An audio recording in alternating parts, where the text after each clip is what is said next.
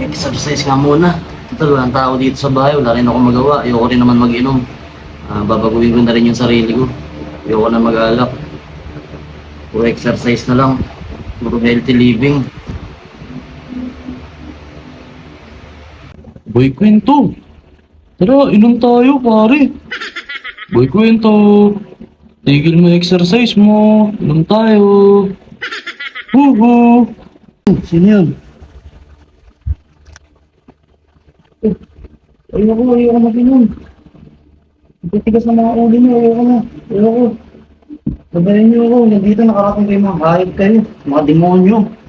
Visit. Ayaw inom. Tigil mo yung exercise mo. Huwag mo lukuhin sarili mo. Ano ka ba naman?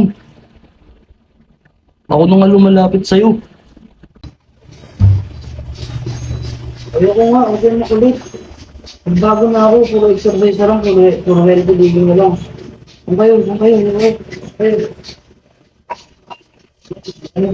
Mag-visit.